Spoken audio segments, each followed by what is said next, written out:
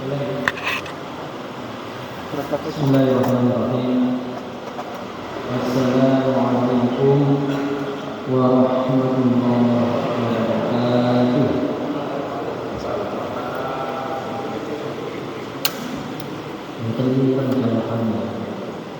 Assalamualaikum warahmatullahi wabarakatuh. Ini pun sahur santen ya. Mau hilang sahur jawabnya mas. Alhamdulillah. Saya santen Bapak Ibu. Alhamdulillah. Alhamdulillah. Alladzi ballaghana Ramadan wa ahallahu alaina bil amni wal yumni wal imani wal islam. Faja'alna minas sha'imin asa an yakuna minal muttaqin. Asyhadu an la ilaha illallah wa asyhadu anna Muhammadan abduhu wa rasuluh la nabiyya wa la rasula ba'dahu amma ba'du. Bapak Ibu jemaah salat subuh Masjid Al-Ikhlas yang kami hormati dan kami muliakan, terlebih segenap pengurus Ta'lim Masjid Al-Ikhlas yang kami hormati dan kami muliakan, dan tentunya semua yang hadir di sini yang dirahmati Allah Subhanahu wa taala. Pertama kita bersyukur atas segala nikmat Allah. Dengan nikmat itu segala kebaikan menjadi sempurna. Di antaranya yang terlihat nyata di depan mata kita adalah masjid ini.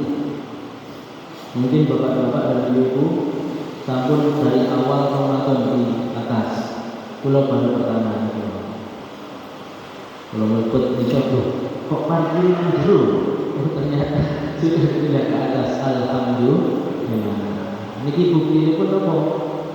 Bukti bahwa jika seorang hamba yakin kepada Allah, diiringi dengan ikhtiar lahir dan batin dan ketawakalan yang tinggi, Allah mencukupi.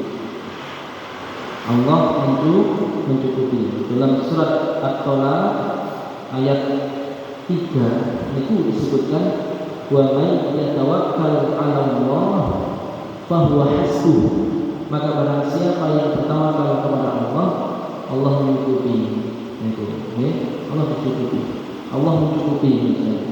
Tawakal tentunya diiringi dengan ikhtiar lahir. Bapak Ibu yang hormati, setelah kami syukuri nikmat Allah yang begitu banyak, termasuk alhamdulillah kita bisa sholat di lantai 2 dengan nyaman, tenang, tentram, berbeda sekali keadaannya dengan kita di bawah. Ini perlu kita syukuri. Dengan kesyukuran itu semoga Allah menambah banyak karunia dan nikmat-Nya. Kita bersalawat kepada Rasulullah Muhammad SAW. Semoga masjid ini seperti Masjid Quba. Kenapa Masjid Quba? Karena di Al-Quran itu ada masjid Dirar namanya, di surat At-Taubah. Ada Masjid Quba, ada Masjid Dirar. Masjid Quba usisa ala taqwa, didirikan berasaskan takwa. Kalau Masjid Dirar itu ini permusuhan, orang-orang munafik. Jadi jangan sampai tempat-tempat ibadah itu karena tidak sedikit dengar di sana sini itu yang beritahu teroris. Masjid teroris harus berlomba-lomba dalam kebaikan, alat takwa yang ditetapkan oleh Allah. Alhamdulillah, alhamdulillah, alhamdulillah.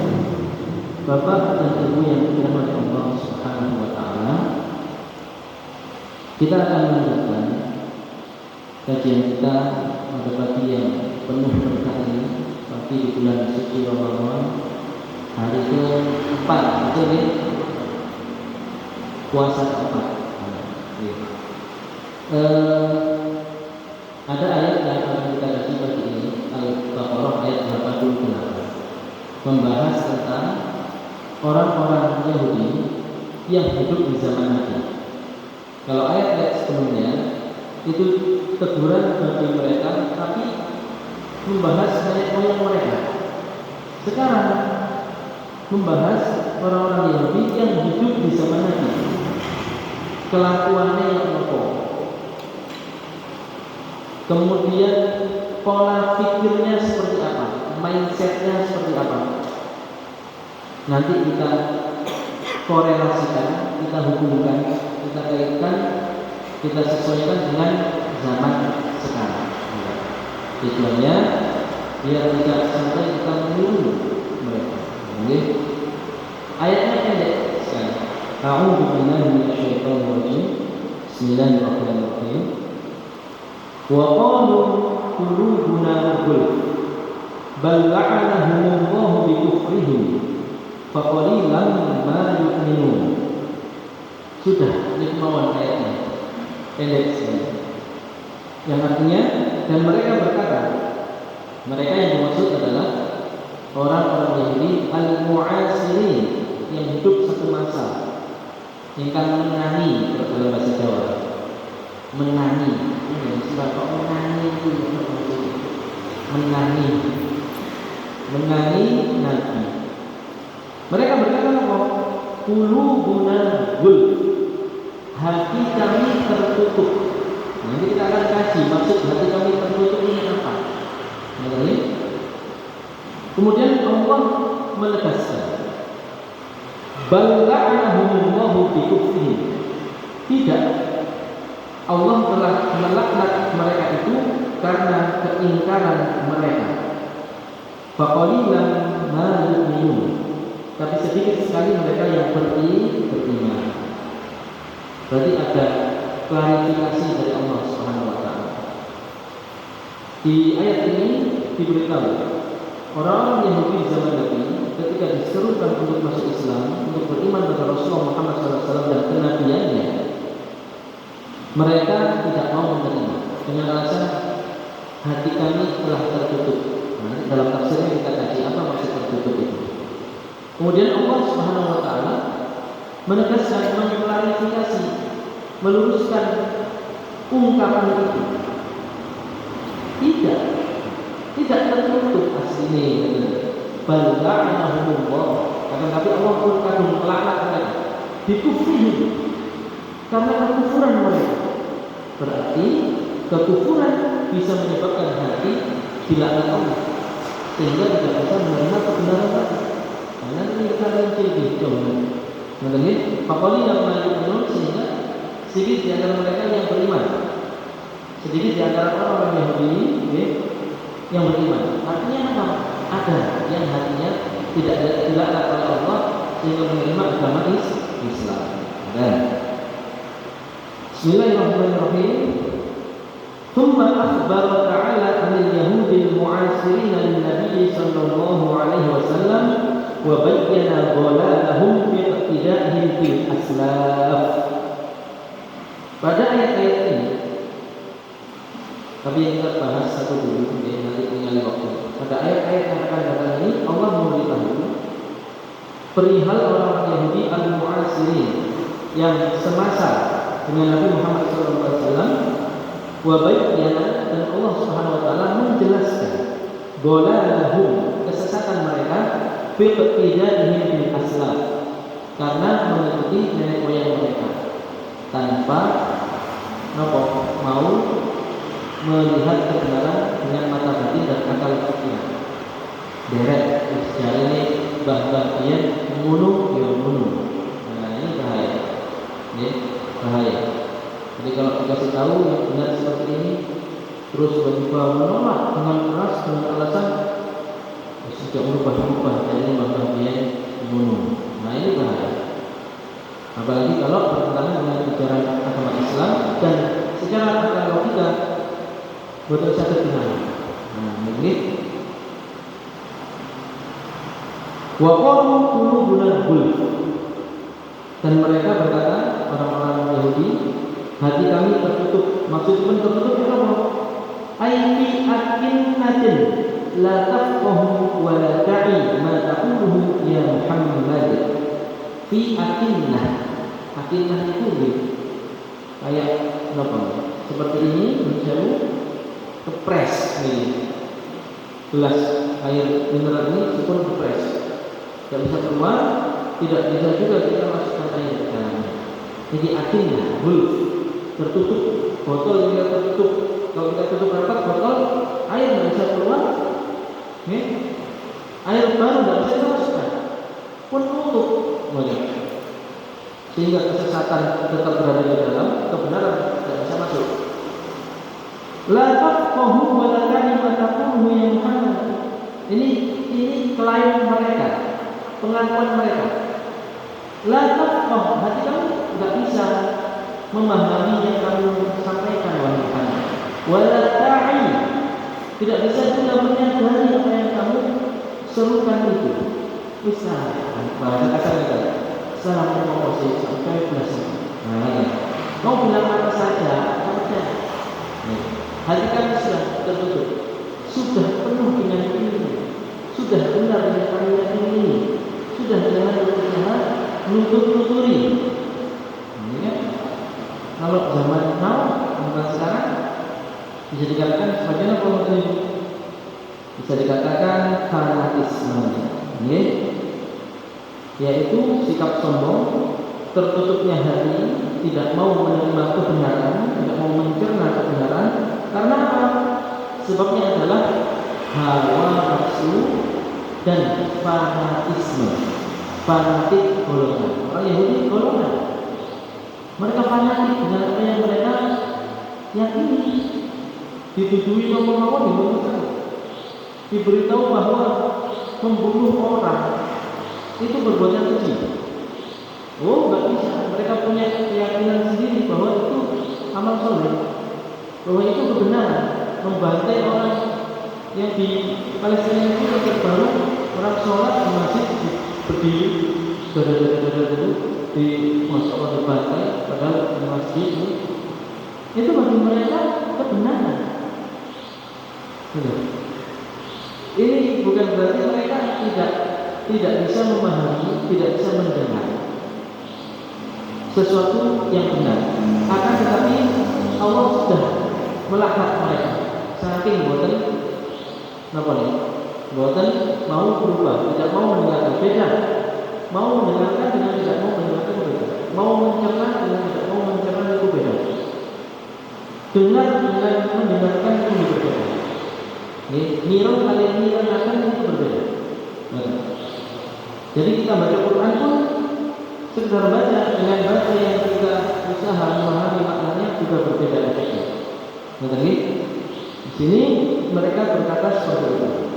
Wal gharbu, maksud dari mereka menyatakan perkataan ini pada Nabi kita Muhammad SAW itu apa?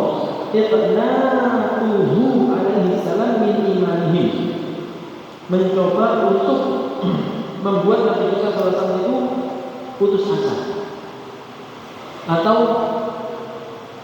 supados Nabi Muhammad SAW tidak banyak bicara lagi pada mereka. Usaha kalau punani tidak akan kami itu beriman kepada yang disampaikan.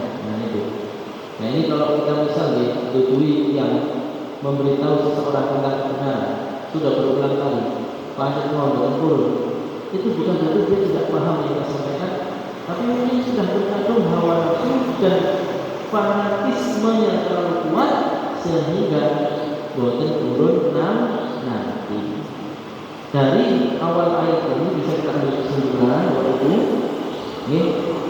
kita diperingatkan supaya tidak merasa cukup dengan ilmu kita saat ini. Terlebih sekarang ada teknologi. Ada orang yang sudah merasa cukup dengan duniawi, tidak butuh agama. Tidak butuh agama. Ada yang liberal, ada yang sekuler, ada yang materialisme, ada yang lain-lain. Disampaikan kebenaran tidak mau.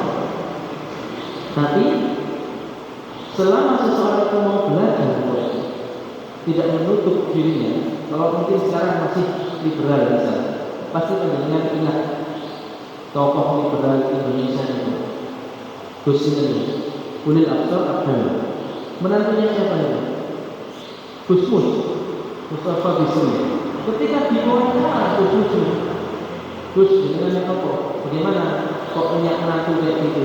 Ketuanya JIL, Jaringan Islam Liberal Indonesia. Apa kata Gus? Gus kayak hidayah itu Gusti Allah.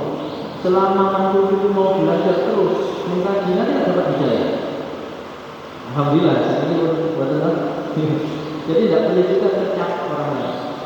Ngecap ini mesti salah. Ini paling benar, tidak bisa paling bisa. Selama ada kebenaran secara ilmiah kita terima, saling menghormati, saling menghargai. Termasuk yang sekarang terjadi. Sekali lagi kita permulaan puasa berbeda. Ini tidak boleh. Apa namanya menyebabkan perpecahan umat? Tidak boleh. Ini masalah ijtihadiyah. Masalah ijtihad, kenapa? Dalam ranah fikih. Ya. Kalau dalam kaidah para mujtahid mutlak itu ada perkataan ra'yi shawab yahtamilul khata' wa ra'yuhum khata' yahtamilul shawab. Pendapatku ini benar, tapi bisa jadi salah. Orang lain itu salah, tapi bisa jadi benar. Itu kalau dalam ranah apa fikih. Kita tidak berbeda pendapat dalam wajibnya puasa Ramadan. Betul ya? Semua sepakat wajib puasa Ramadan, betul? Nah, itu di penentuan awal bulan Ramadan saja yang berbeda, sehingga menghasilkan hasil yang berbeda. Ini kalau wajibnya sama-sama apa namanya sepakat, maka kita kuatkan yang sama itu dikuatkan, sehingga bersatu, harmonis, rukun, tidak saling hujat, tidak saling menyalahkan. Ya, jadi jangan sampai kita di zaman modern ini korelasi dari ayat ini ya. Ayat ini memperingatkan kita semua agar tidak merasa cukup dengan ilmu atau teknologi sehingga mengabaikan petunjuk Allah yang berakibat pada kekufuran atau lunturnya keberkahan. Jadi, kelanjutan ya. Qala ta'ala dan alaihim. Kemudian Allah menjawab ungkapan mereka itu, bal la'anahumullahu bi kufrihim ay taradahum wa ab'adahum min rahmatihi bisababi kufrihim wa dhalalihim. Akan tetapi yang benar bukan karena hati mereka tertutup, ucapan mereka itu mengada-ada. Mereka bisa seperti itu karena apa? Karena Allah telah menjauhkan mereka dari rahmat-Nya. Karena apa Allah menjauhkan mereka dari rahmat-Nya? Karena mereka kufrihim wa dhalalihim, bisa dari kufrihim wa dhalalihim. Karena sebab kekufuran mereka dan kesesatan mereka.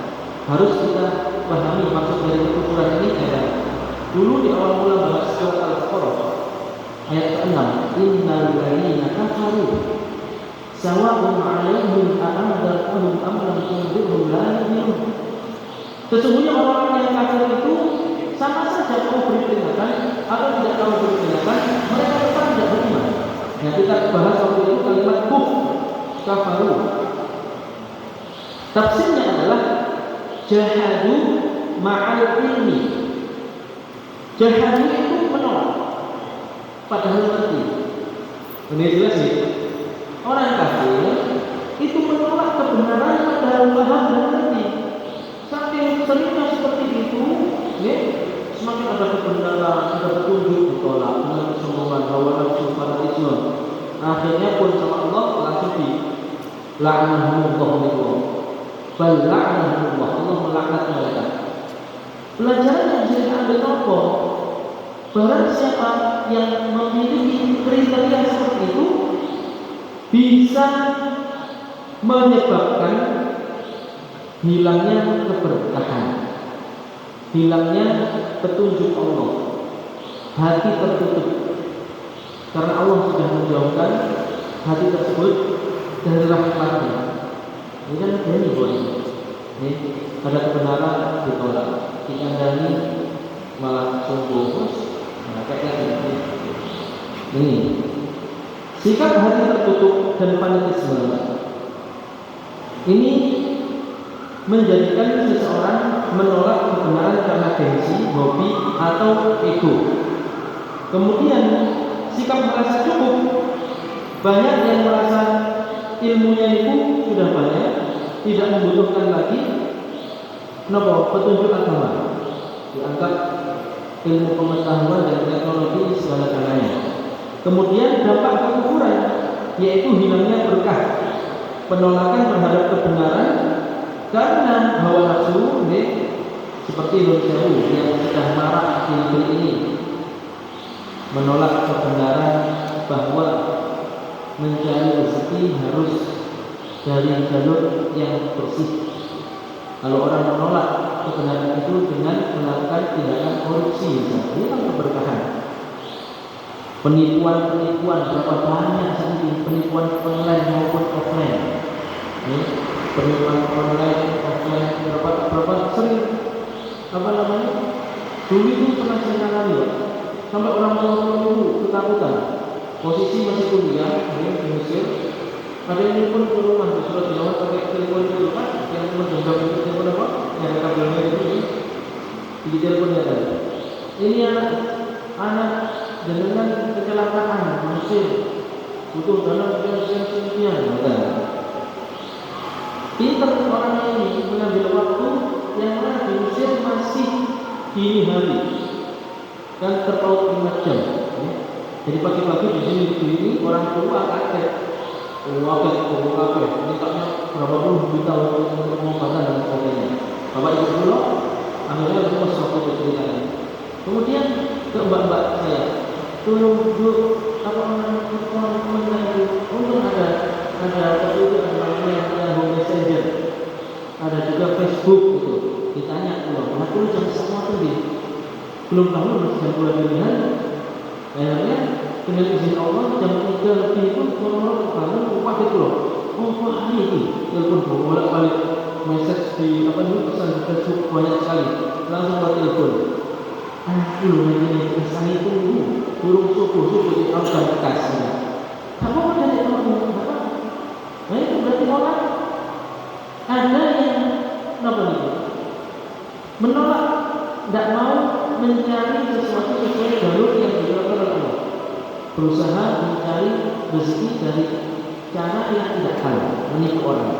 Ini dosa yang besar sekali, mendolimi orang, membuat orang ketakutan, terus berdosa.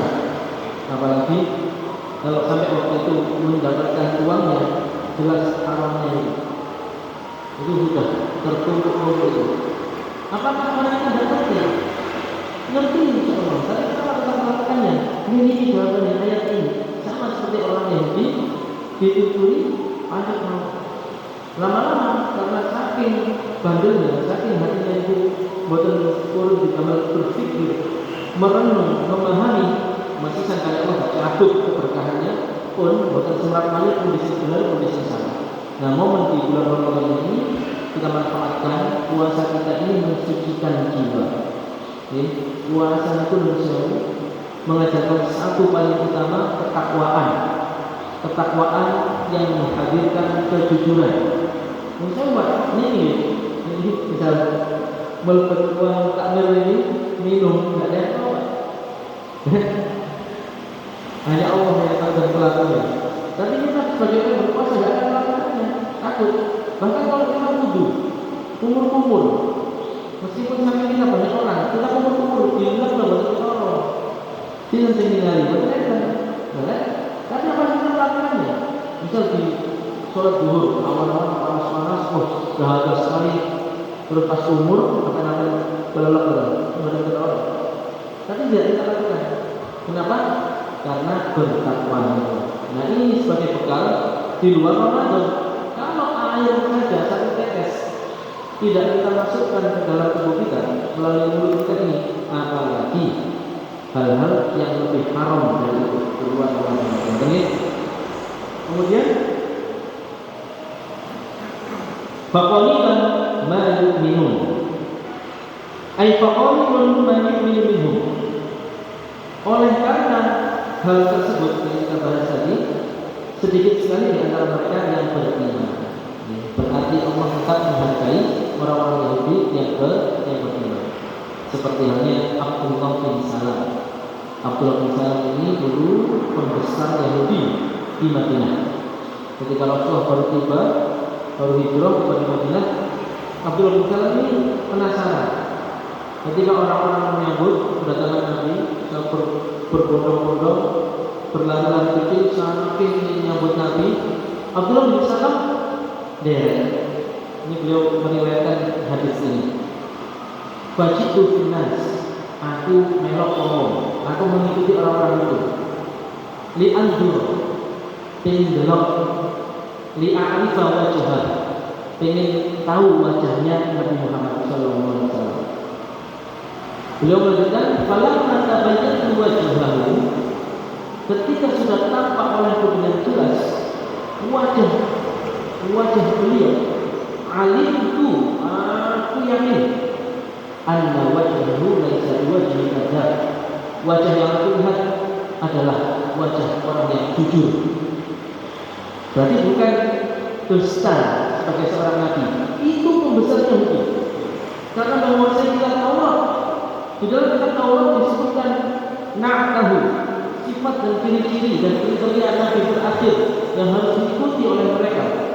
Jadi kalau orang Yahudi dan Nasrani benar-benar beriman terhadap Taurat dan Injil, mereka sekarang bersyahadat.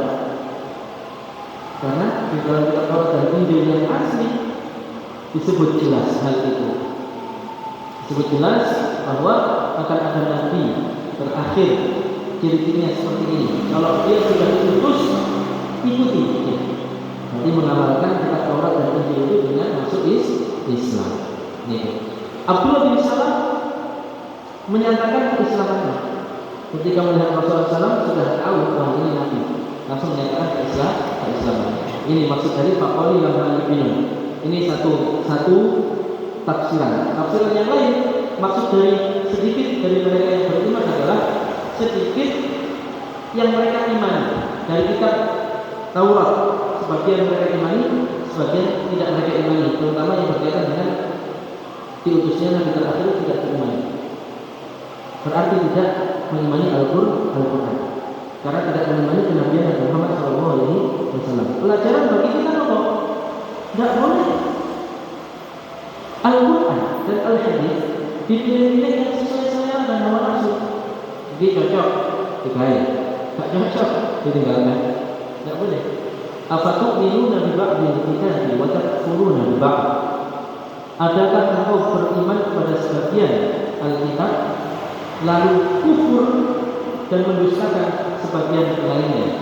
Itu Alkitab yang dimaksud Allah. Taurat. Memang mereka seperti itu. Ayat-ayat yang cocok dengan mereka diambil, yang tidak cocok mereka tinggalkan. Bahkan dirubah. Yang tidak cocok dirubah disesuaikan hawa nafsu mereka. Ciri-ciri Nabi Muhammad dirubah supaya kalau orang baca melihat hal yang tidak sama dengan yang dilihat dalam sosok Nabi. Misalnya Muhammad SAW tinggi badannya sekian, rambutnya seperti apa, dirubah sehingga ketika ada orang awam dibacakan lalu melihat Muhammad bukan bodoh, nggak sama yang dari Taurat, yaitu mereka nggak boleh. Maka kita di dalam kitab suci Al-Quran ini harus sempurna, rapat. Au yu'minuna imanan qalilan wa huwa imanun bi ba'dil kitabi wa kufrun bi ba'dil akhar.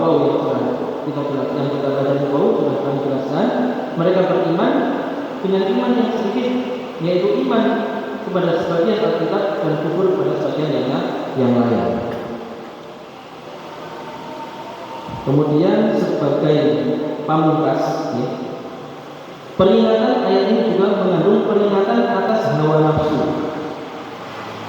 yaitu bahwa hati yang tertutup oleh dengki dan hawa nafsu menghalangi manusia menerima kebenaran. Secara ringkas, ayat ini mengajak manusia untuk membuka hati terhadap kebenaran, membuang kesombongan intelektual, dan menghindari sikap fanatik yang membutakan mata hati. Bukan. Kemudian ayat ini menegaskan bahwa menolak kebenaran karena kesombongan, meskipun tahu kebenaran itu ada, adalah pola kejahatan hati yang sama dari masa lalu hingga kini, yang berakibat pada sedikitnya iman di tengah kehidupan manusia. Ini menunjukkan sifat yang hati, perkataan hati tertutup ini merasa sudah penuh dengan ilmu, sudah merasa tahu, sudah merasa sangat paling benar, ini berbahaya. Maka penting bagi kita Bapak Ibu memiliki hati yang lembut, memiliki hati yang rendah hati. Karena kalau tinggi hati, akibatnya sulit menerima kebenaran dari orang lain, bahkan kebenaran agama pun akan ditolak. Diingatkan harus seperti ini, malah musuh.